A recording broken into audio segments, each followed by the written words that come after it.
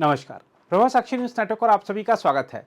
जम्मू कश्मीर का मुख्यमंत्री बनने के बाद आज पहली बार अपनी पार्टी नेशनल कॉन्फ्रेंस के जम्मू मुख्यालय पहुंचे उमर अब्दुल्ला का बड़ी गर्मजोशी से स्वागत किया गया। पार्टी मुख्यालय में सुबह से ही कार्यकर्ता और पदाधिकारी फूलों के गुलदस्ते लेकर मौजूद थे। उमर अब्दुल्ला के पहुंचते ही जिंदाबाद के नारे लगने लगे और लोगों ने उन्हें फूल मालाओं से लाद दिया। इस दौरान पार्टी कार्यकर्ताओं को संबोधित करते हुए नेशनल कॉन्फ्रेंस के उपाध्यक्ष उमर अब्दुल्ला ने कहा कि उनकी सरकार हर किसी की उम्मीदों पर खरा उतरने का पूरा प्रयास करेगी। स्टेज पे बैठे हुए तमाम नेशनल कॉन्फ्रेंस के मेरे सीनियर साथी हजरात, यहां आए हुए नेशनल कॉन्फ्रेंस के ओहदेदार हजरात, भाइयों बहनों बुजुर्गों नौजवान साथियों, आप सबको मेरे तरफ से अस्सलाम वालेकुम, आदाब और सत श्री अकाल।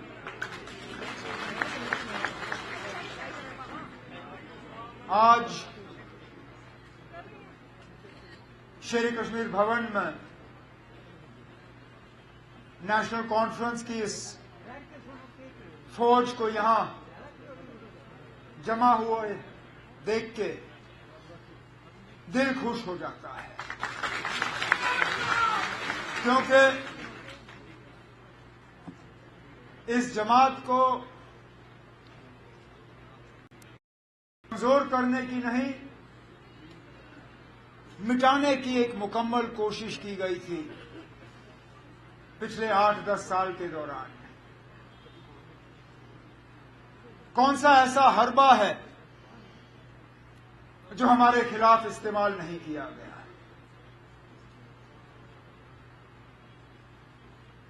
साथियों को डराया गया,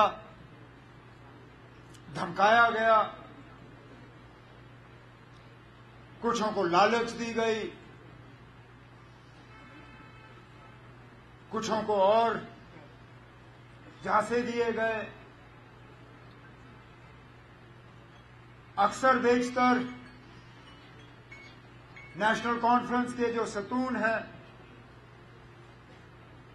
वो जमात के साथ जुड़े रहे। उन्होंने इन साजिशों को कामयाब होने नहीं दिया। उन्होंने इन ताकतों का मुकाबला किया। एक दो बह गए, जाते जाते उनकी भी गलतफहमी थी, कहीं जाने से ये जमात खत्म हो जाएगी। लेकिन बार बार नेशनल कॉन्फ्रेंस जमात और नेशनल कॉन्फ्रेंस के वर्करों ने यह साबित किया है कि ये जमात नेशनल कॉन्फ्रेंस की लीडरों की जमात नहीं है, ये जमात नेशनल कॉन्फ्रेंस के वर्करों की जमात है।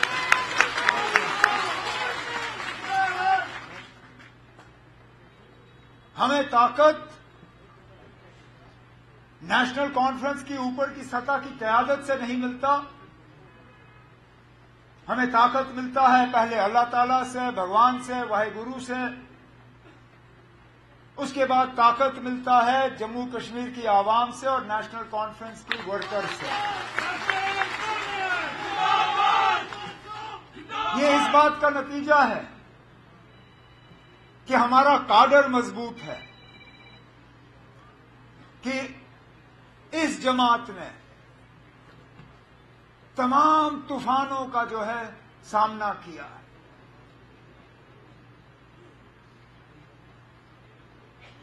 वो कहते हैं ना, फनूस बन के जिसकी हिफाजत हवा करे, वो शमा क्या बुझे जिसको रोशन खुदा करे। हमें बुझाने में मुझे बताएं ना, कौन सी कसर बाकी रखी गई थी? लेकिन कोई सोच भी नहीं सकता था कि इलेक्शन के बाद ये नतीजा होगा। और मैं जम्मू कश्मीर के लोगों को आज इस स्टेज के माध्यम से सलाम करना चाहता हूं, जिस तरह उन्होंने अपने वोटों का इस्तेमाल किया और समझदारी से अपने नुमाइंदे चुने। अब क्या हमें और सीटें मिल सकती थी? बिल्कुल। क्या हम उम्मीद कर रहे थे कि इससे ज्यादा हो? शायद अपने से नहीं, लेकिन दूसरों से। लेकिन एक एक सीट जो आज हमारे पास है, मैं उसके लिए दिल की गहराइयों से जम्मू कश्मीर के वोटरों का शुक्रगुजार हूं। और उसके बाद जो इंडिपेंडेंट एमएलए जीत के आए और फौरी तौर बिना कोई शर्त रखे हुए अपने लिए हमारे इस कारवां के साथ जुड़ गए और हमारी मदद करने निकले, जिसमें हमारे बन्नी के एमएलए डॉक्टर रणेश्वर सिंह जी भी यहां बैठे हैं।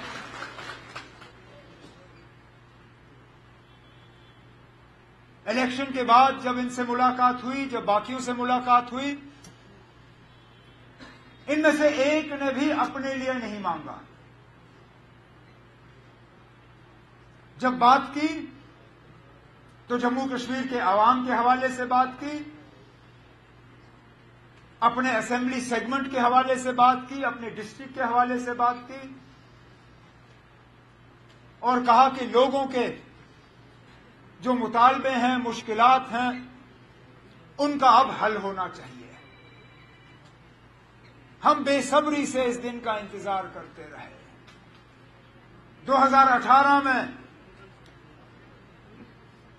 लोगों की चुनी हुई हुकूमत जब चली गई तो तब से लेके आज तक लोगों ने दरबदर की ठोकरें खाई, मुसीबतों का सामना किया, उनकी आवाज कहीं पहुंची नहीं। मायूसी, परेशानी, दुख, दर्द। लेकिन आज मैं जम्मू कश्मीर के लोगों को ये यकीन दिलाना चाहता हूं कि अब आपकी सुनवाई होगी। आपकी आवाज अंधेरे में गायब नहीं होगी। आपके मुतालबे नहीं रहेंगे। आपके मुश्किलात जो हैं, इंशाअल्लाह आगे जाके उन मुश्किलात को हम हल करके ही अपने आप को दोबारा लोगों के सामने पेश करेंगे।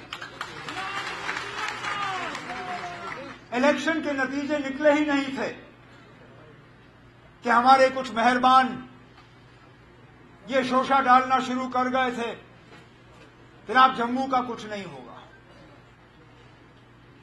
जम्मू को नजरअंदाज किया जाएगा, जम्मू को सजा दी जाएगी कि उन्होंने नेशनल कॉन्फ्रेंस के उम्मीदवार या कांग्रेस के उम्मीदवार को यहां से चुना नहीं। और मैंने पहले दिन से कहा, मैंने कहा यह हुकूमत सबकी होगी, इसमें नुमाइंदे सबके होंगे, इसमें आवाज सबकी होगी और हम खिदमत सिर्फ उन लोगों की नहीं करेंगे जिन्होंने नेशनल कॉन्फ्रेंस या अलायंस को वोट दिए। हम अगर खिदमत करेंगे तो पूरे जम्मू कश्मीर की आवाम की खिदमत करेंगे। डिप्टी सीएम बनाना कोई मजबूरी नहीं थी ना। इससे पहले भी जम्मू के डिप्टी सीएम बने हैं, लेकिन वो कोalition में मजबूरी की वजह। मुफ्ती मोहम्मद सैयद साहब, अल्लाह मगफिरत करे उन्हें, जब वो वजीर आला बने तो कांग्रेस के साथ उनका अलायंस था। अलायंस को उन्होंने औहदे देने थे। मंगत राज शर्मा जी डिप्टी सीएम बने। जब गुलाम नबी आजाद साहब जम्मू से सीएम बने, डिप्टी सीएम बनाना था, कश्मीर को डिप्टी सीएम का दर्जा मिला। जब 6 साल मेरी हुकूमत चली,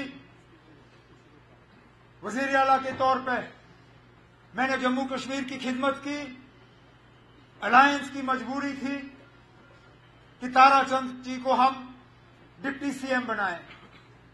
इस बार फिलहाल कांग्रेस ने अभी तक मिनिस्ट्री में जो है शामिल होने का जो है कोई फैसला लिया नहीं है। लेकिन हमने तब भी डिप्टी सीएम बनाया और डिप्टी सीएम भी उसी पार्टी का जिस पार्टी का सीएम। ये उन लोगों के लिए जवाब है जो पिछले इलेक्शन में नेशनल कॉन्फ्रेंस के खिलाफ उंगली उठा के कहते थे कि ये मुसलमानों की पार्टी है, इस पार्टी में मुसलमानों के अलावा किसी के लिए जगह नहीं। कहते थे ये कश्मीरियों की जमात है, यहां जम्मू का कोई नहीं होगा। कहते थे ये खानदानी राज वाले लोग हैं, इनको खानदान के अलावा कुछ दिखता नहीं। जब डिप्टी सीएम बनाना था, जम्मू से बनाया, हिंदू बनाया और मेरे खानदान से उसका कोई लेना देना नहीं है।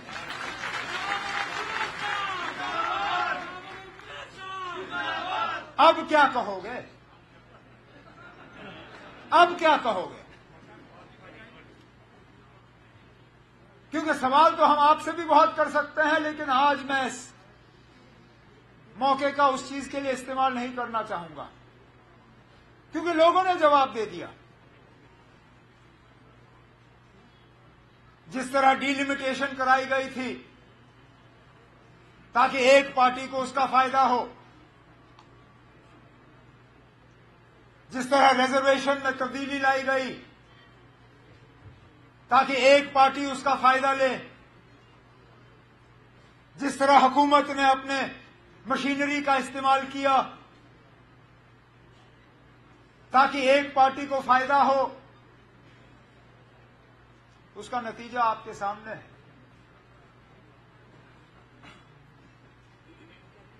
मतलब ये कि ये तमाम हरबे जो हैं ये आपको इलेक्शन तक पहुंचा सकती हैं, लेकिन इलेक्शन जितवा नहीं सकती।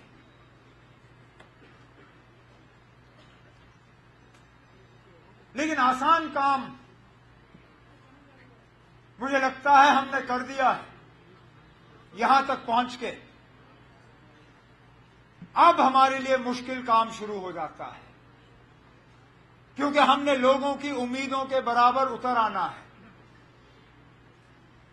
हमने लोगों के मुश्किलात हल करने हैं, हमने यहां की परेशानियों को दूर करना है, हमने लोगों की शिकायतों को कम करना है, हमें हुकूमत और लोगों के दरमियान जो फासला है उसको कम करना है।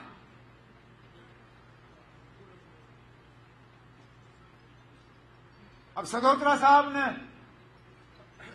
अपनी तकरीर में जम्मू के हवाले से बहुत सी बातें की कि ये भी मुद्दा है, ये भी है, ये लोग इस बात पे नाराज हैं, उस बात पे नाराज हैं। लेकिन मैं मजबूर होता हूं पूछने पे, ना ये नाराजगी पोलिंग बूथ में हमें नजर क्यों नहीं आई?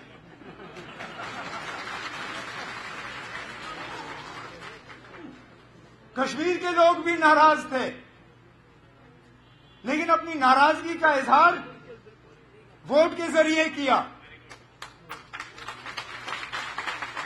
चिनाब में भी लोग नाराज थे, वोट के जरिए इजहार किया।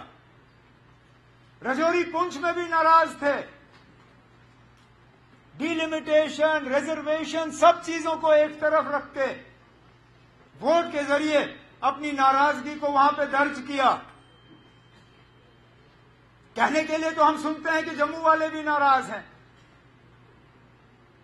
कोई कहता है कि दरबार मूव को लेके नाराज, कोई कहता है कि स्मार्ट मीटर को लेके नाराज, कोई कहता है कि बिजली बिल को लेके नाराज, कोई कहता है कि पानी की कमी को लेके नाराज, कोई कहता है कि बेरोजगारी को लेके नाराज।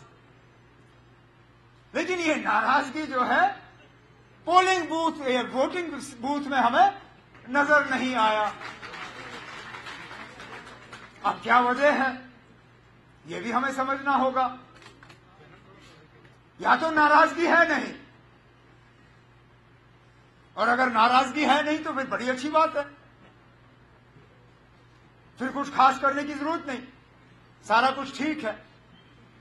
लेकिन अगर नाराजगी है और उस नाराजगी के बावजूद वोट एक तरफ गए, तो इस बात को भी समझने की जरूरत है ना कि आखिरकार हुआ क्या।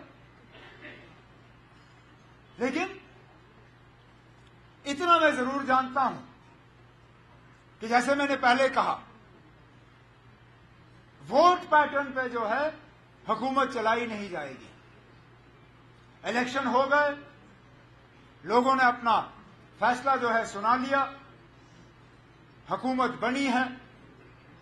अब हमारा काम है कि हम लोगों तक पहुंचे और उनके मुश्किलात और मुतालबे हल करें।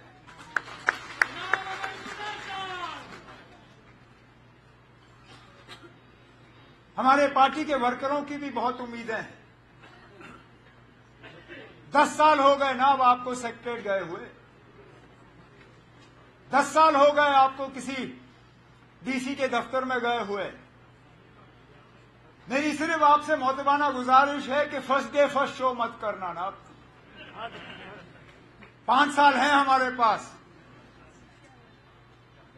1-2 हफ्ते अफसरों को भी थोड़ी आदत डालने दीजिए कि अब लोगों की चुनी हुई हुकूमत आ गई है। अब फैसले बिना लोगों की राय हासिल किए हुए सेक्रेटरीट या अफसरों के दफ्तरों में नहीं लिए जाएंगे। अब प्रोजेक्ट बनेंगे, अब डीपीआर बनेंगे, अब पैसे रिलीज होंगे, तब के लोग ये चाहेंगे कि फलाना काम जो है उनके इलाके में होने चाहिए।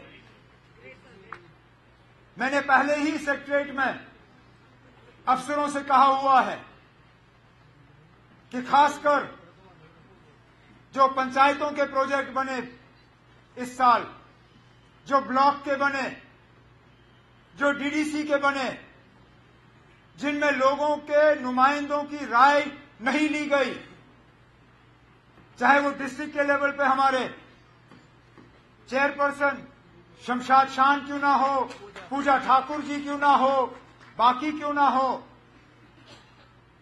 हमारे एमएलए हजरात,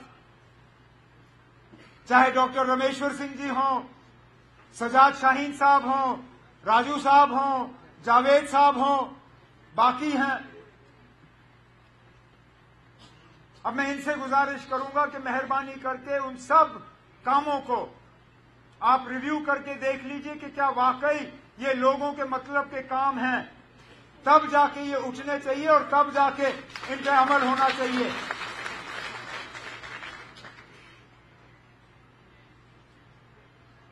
लोगों के साथ हमारा तालमेल टूटना नहीं चाहिए। हुकूमत में सबसे बड़ा खतरा ये रहता है कि हुक्मरान और जो वोटर हैं उनके दरमियान फासला बढ़ जाता है। हम जो चुन के आए हैं, हमारा फर्ज बनता है कि हम इस फासले को कम करें। और मैंने ये तय किया है कि जहां जहां कहीं पे भी सरकारी कोई फंक्शन होगा, वहां पे अलग मैं अपने तंजीम के साथियों को कहूंगा कि वहां पे आए, जमा हों, और मैं उनके लिए अलग वक्त मुकर्रर करूंगा।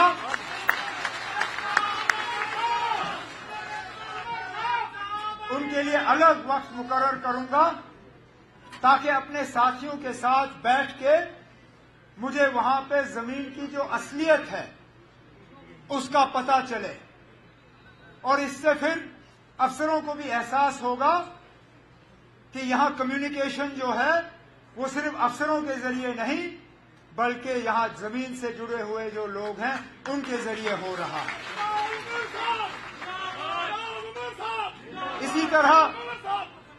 इसी तरह मैं अपने मीडिया के साथियों को ये यकीन दिलाना चाहूंगा कि मेरी हुकूमत की तरफ से आपके साथ कोई सख्ती नहीं होगी, कोई नाइंसाफी नहीं होगी, आपको इस बात की सजा नहीं मिलेगी कि आप मेरे खिलाफ कुछ लिखोगे। हालांकि मैं जानता हूं पढ़ना मेरे लिए मुश्किल होगा, मैं शायद पढ़ना या देखना पसंद भी नहीं करूंगा, लेकिन जमहूरियत में हम जमहूरियत को मजबूत कर नहीं पाएंगे अगर कि हम मीडिया को जो है अपना काम करने की इजाजत ना दें। मैं जानता हूं बहुत से ऐसे हमारे प्रेस के साथी हैं जिनके एक्रेडिटेशन या रजिस्ट्रेशन में अड़चनें डाली गई हैं, रुकावटें डाली गई हैं, इनके रजिस्ट्रेशन और वो प्रेस कार्ड जो है वो इनको नहीं मिले। आहिस्ता आहिस्ता इस चीज को दुरुस्त किया जाएगा और आपकी इंस्टीट्यूशन को जो है हम स्ट्रेंथन करेंगे। लेकिन थोड़ा सा आप रहम करिएगा, जहां हमारे काम ठीक नहीं होंगे वहां पे आप जरूर हमारे कान खींचिएगा, लेकिन जहां पे अच्छे काम होंगे वहां पे दो लफ्ज तारीफ के भी अगर आप लिखें तो गनीमत होगी।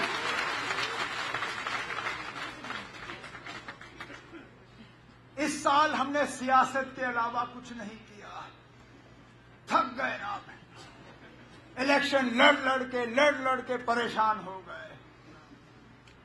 साल शुरू हुआ तो पार्लियामेंट की तैयारी थी, पार्लियामेंट हुए, कुछ नतीजे ऊपर नीचे, मेरा तो ज्यादा ही नीचे था। उस वक्त समझ नहीं आ रहा था कि उठूंगा कैसे, लेकिन अल्लाह ताला का करना देखे ना आप। मुझे उस वक्त साथी कहते थे कि इसमें भी कुछ अच्छा होगा, मैं कहता था होगा, लेकिन अंदर अंदर से मैं सोचता था क्या अच्छा हो सकता है ना, अभी तो इलेक्शन हारा हूं, इसमें अच्छाई कहां होगी। लेकिन देखिए ना क्या, उस वक्त कई सारे ऐसे थे अफसर, बाकी दोस्त, जिनको लगा होगा ना खत्म, गए मोकलियो, जाओ नाप लो रास्ता। वो लोग जिन्होंने 5 साल सलाम का जवाब नहीं दिया, आज जनाब वो मुझे मैसेज करते हुए थकते नहीं हैं।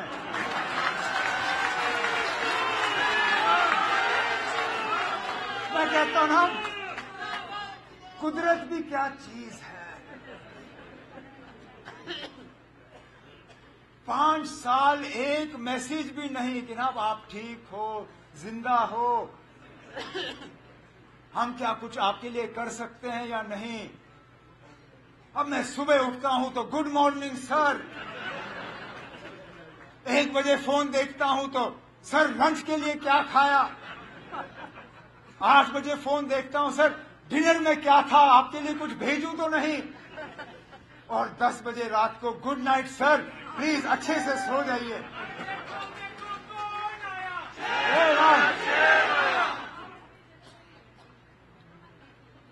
लेकिन ये चीजें हमारे दिमाग को, इन पे इनका असर नहीं पड़ना चाहिए, क्योंकि अगर हम में घमंड आया, अगर हमें ये लगा कि हम अब बहुत बड़े 30 मार खान हैं और बस हम ही हम हैं और कोई नहीं है, जिस तरह लोगों ने आज हमें मौका दिया, खुदा ना खास्ता अगली बार लोग हमें सजा देंगे। तो पहले दिन से हमें ये तय करना है कि हम इस हुकूमत का गलत इस्तेमाल नहीं करेंगे, हम इस हुकूमत का अपने ऐशो आराम के लिए इस्तेमाल नहीं करेंगे। ये हुकूमत हमारे लिए नहीं है, हम खिदमतगार हैं, मालिक नहीं। मालिक जम्मू कश्मीर की जनता है, हम उनके खादिम हैं। हमें सिर्फ काम करना है, लोगों के काम करने हैं आपके। और मैं इसी बात पे अपनी तकरीर जो है खत्म करूंगा कि हमारी 24 घंटे यही कोशिश होगी कि हम आपके मुश्किलात और परेशानियों को कम करें, और आपके चेहरों पे दोबारा वो मुस्कुराहट लाएं, जो मुस्कुराहट आपके चेहरों पे पिछले 6-8 साल से हम देख नहीं पाए। मैं जनाब सदोत्रा साहब को, रतनलाल गुप्ता साहब को, अपने तंजीम के बाकी साथियों को, अपने विमेन्स विंग के जो सीनियर लीडर हैं यहाँ पे, इनको, अपने यूथ, अपने पेरेंट विंग, और जाते जाते मैं इतना जरूर कहना चाहूंगा, मेरे जो साथी आगे तरक्की करने की उम्मीद लगाए बैठे हैं, दिल छोटा मत करो ना। अब हमें 5 साल का अरसा दिया हुआ है, फिलहाल हम यूटी हैं, ये भी ज्यादा देर रहेगा नहीं। हम अपने हकूक हासिल करेंगे, हमसे जो लिया गया है उसके लिए हम जिद्दोजहद करेंगे। कोई रूठने की जरूरत नहीं है, कोई मायूस होने की जरूरत नहीं है। हमें मौका मिला है लोगों की खिदमत करने की, इंशाल्लाह खिदमत करते रहेंगे। मैं अपने साथियों का आज के प्रोग्राम पे और इस वालिहाना इस्तकबाल के लिए शुक्रिया करता हूं, लेकिन उससे ज्यादा मैं आप सबका, जो इन 2 इलेक्शनों में आपने मेहनत की, चाहे नेशनल कॉन्फ्रेंस के लिए, कांग्रेस के लिए या अलायंस के लिए, दिल की गहराइयों से आपका शुक्रिया करता हूं। और इस इलेक्शन पे कामयाबी हासिल करने के लिए आप एक एक को मुबारकबाद पेश करता हूं। बहुत बहुत शुक्रिया। अगर आप भी लेना चाहते हैं देश दुनिया की तमाम जानकारी तो आज ही सब्सक्राइब करें हमारे चैनल को। साथ ही नीचे दिए बेल आइकन को जरूर दबाएं ताकि हर अपडेट आप तक पहुंच सके।